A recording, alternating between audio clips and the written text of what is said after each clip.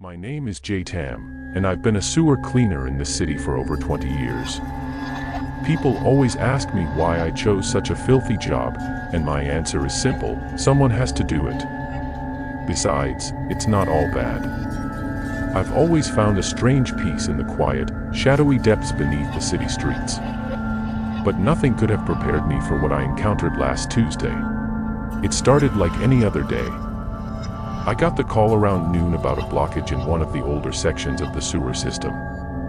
I grabbed my gear and headed down into the labyrinthine tunnels, the familiar scent of damp concrete and rot hitting me as soon as I descended the access ladder. I followed the path marked on my map, my flashlight cutting through the darkness. As I trudged through the knee-deep sludge, the sound of my own footsteps echoed ominously off the walls. I reached the blockage point, a massive pile of refuse that looked like it had been building up for years. Sighing, I set to work. As I cleared away the debris, I noticed something strange. A small, ornate box lay nestled among the trash. Intrigued, I picked it up and wiped away the grime. It was an old wooden box, intricately carved with symbols I didn't recognize. Against my better judgment, I opened it. Inside was a single, yellowed piece of parchment. The writing was in a language I couldn't decipher, but the drawings were clear enough. They depicted scenes of sacrifice and torment, figures writhing in agony beneath an ancient, monstrous being. I felt a chill run down my spine. Suddenly, the temperature in the tunnel dropped. I could see my breath misting in the air. The flashlight flickered and then went out, plunging me into complete darkness. Panic set in, and I fumbled for the spare flashlight in my bag. When I finally got it on, the beam revealed something that made my blood run cold. Standing just a few feet away was a figure, cloaked in shadows.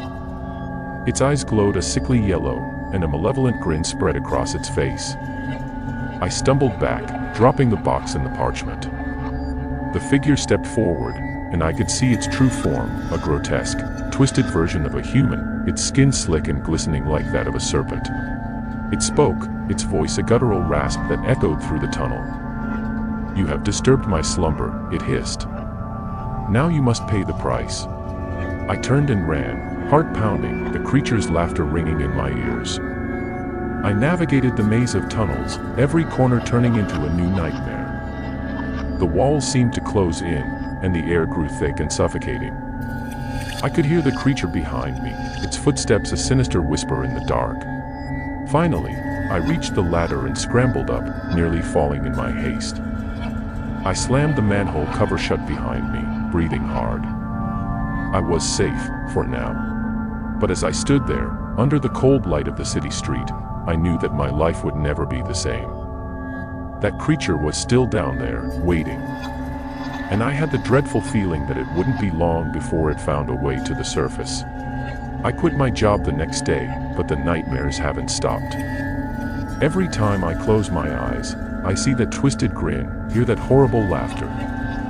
And somewhere, deep beneath the city, I know it's still waiting for me. I'm Jay Tam, and I'll never go down into the sewers again. But I fear that it's already too late.